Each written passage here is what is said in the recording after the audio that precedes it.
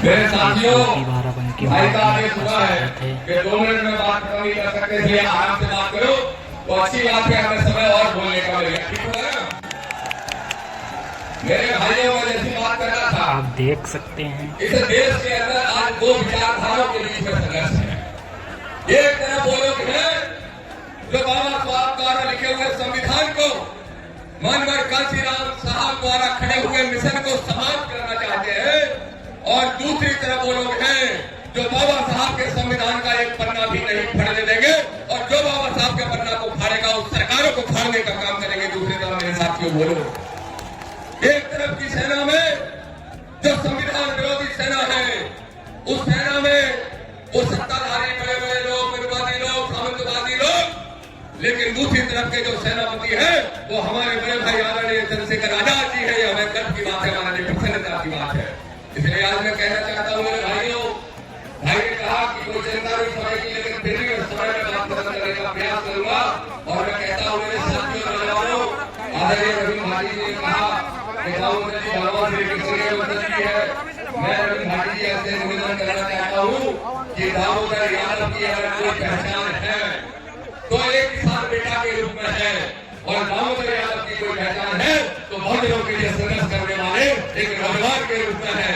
और उसी पहचान को जारी रखते हुए मैं आज एक ऐतिहासिक बात घोषणा करना चाहता हूँ, और ये घोषणा बहुत महत्वपूर्ण है मेरे मीडिया के साथियों, बहुत महत्वपूर्ण घोषणा है।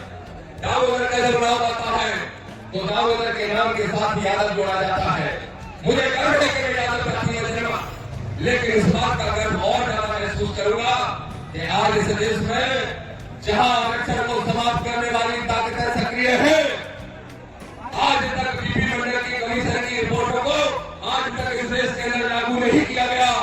तो मेरे भाई आदरणीय वीरेंद्र जी से भी मैं कहना चाहूंगा, हमारा दामोदर का एक ही सपना है, एक ही लक्ष्य है। और भाई को मैं इस बारे में बता चुका, भाई साहब को अच्छे से जानते हैं कि दामोदर का अगर कोई सपना है तो सपना है कि पिछड़ों और दलित भाइयों के बीच में भाईचारा बना के गठजोड़ करने का।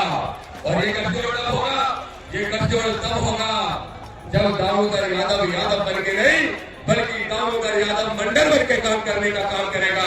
इसलिए आज भाई के सामने बोल रहा हूँ, हमारे नेता राष्ट्रीय नेताजी के सामने बोल रहा हूँ कि दामोदर यादव के नाम के साथ आज से दामोदर मंडल लिखा जाए। मैं ये आप सबसे प्रार्थना करना चाहता हूँ। बोलो सहमत हो? पीछे बताओ सहमत हो? ताली बजाकर बताओ कितने सहमत हो? और आज से जो दामोदर का लक्ष्य होगा जीवन का, वो लक्ष्य होगा कि मंडल की कमीशन की जो रिपोर्टें हैं वो लागू हो, और प्रमोशन में रिजर्वेशन लागू हो, और हमारे जो बहुजन भाई हैं उनकी आंखों में अगर एक आंसू भी निकला तो उन आंसू का जवाब भी ईंट का जवाब पत्थर से देने का काम हम सब साथी मिलकर करेंगे। लोग सहमत हो गए नहीं? देखो मेरे भाइयों, लोग कह रहे थे कि दामोदर यादव वर्सेस एक बाबा चल रहा है। बाबा कौन सा बाबा? कौन सा बाबा? अच्छा बताओ मैंने ठीक किया कि नहीं किया? देखो भाई, मैं फिर पूछ रहा हूँ, आदि प्रजापति जी भी बैठे हैं, बताइए मैंने ठीक किया कि नहीं किया?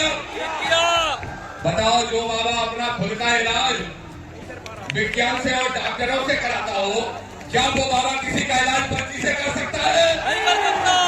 आज मैं सिंदरगढ़ की धरती से संदेश देना चाहता हूँ, इस सिंदरगढ़ की ऐतिहासिक धरती से, ऐतिहासिक सभा से, ऐसे मध्य प्रदेश के अंदर जितने भी आडम्बर पाखंडी बाबा है, इन सबको आप साथ दे दो, दामोदर जेल भेजने का काम करेगा। ये बोलते हैं दामोदर ने अगर राष्ट्रपति को शिकायत कर दी, दामोदर यादव की संवैधानिक यात्रा को रोकने के लिए अगर कोर्ट चला गया, तो बाबा बोलता है दामोदर की ठटरी मार देंगे। क्या बोलता है? ठटरी मार देंगे। बोलो उसकी औकात है मेरी ठटरी मारने की? है किसी बाबा की औकात? इस श्री राम और अम्बेडकर के अनुयायी की ठटरी मारने की है किसी की औकात? मैं मंच से कह रहा हूँ, सुन ले हवा बाबा टावा, सुन ले, तेरी औकात है तो सब दे दिए आदि प्रजापति जी ने कागज, अभी तो तेरी खून माफियागिरी भी उजागर करेंगे और तुझे जेल भेजने का। बोलता है हम बाबा साहब को तो मानते हैं, लेकिन बाबा साहब के विचारों को नहीं मानते। एक और बाबा है, एक और बाबा है, और वो क्या कहता है मालूम? वो कहता है कि भाई बेल पत्र चढ़ा दो शंकर जी पे, बच्चा चाहे 12 महीने नहीं पड़े पास हो जाएगा, कहता है। और उसका खुद का बेटा फेल हो जाता है। ये आपको शिक्षा से दूर रखना चाहते हैं, अधिकारों से दूर रखना चाहते हैं। इसलिए दामोदर यादव कहने के लिए आया है, ना आडंबर चलने देंगे इस मध्य प्रदेश में, न पाखंड चलने देंगे इस मध्य प्रदेश में, न जातिवादी घटनाएं होने देंगे, न आतंकवाद चलने देंगे। अगर इस मध्य प्रदेश में कुछ चलेगा तो जय भीम का नारा और चंद्रशेखर आजाद का नाम चलने का काम होगा। ये मैं कहने के लिए आया हूँ। तैयार हो बोलो ये लड़ाई लड़ने के लिए? तो जब मैं बुलाऊंगा भोपाल तो भोपाल आओगे? हाथ उठा के बताओ कितने लोग भोपाल आओगे? सड़क वाले भी बताओ, बोलो कितने लोग भोपाल आओगे? और सुनो, अभी तो हम संविधान बचाओ यात्रा भी निकालेंगे। संविधान बचाओ यात्रा, और संविधान बचाओ यात्रा शुरू यहां से करेंगे, लेकिन जाएगी कहां? वही जाएगी जहां पर ये पर्चियां निकालने का काम करता है। मेरे भाइयों, मेरे साथियों, प्रशासन के लोग कहते हैं कि भाई मानवता को कायम रखना, कानून व्यवस्था को कायम रखना, वर्ग संघर्ष की स्थिति ना बन जाए। तो मैं बड़े स्पष्ट तौर पर प्रशासन के लोगों से कहता हूं, और सुन लो मुख्यमंत्री मोहन यादव, आपसे भी कहता हूं, बोलो मोहन को भी सुना दें, दो बातें सुना दें।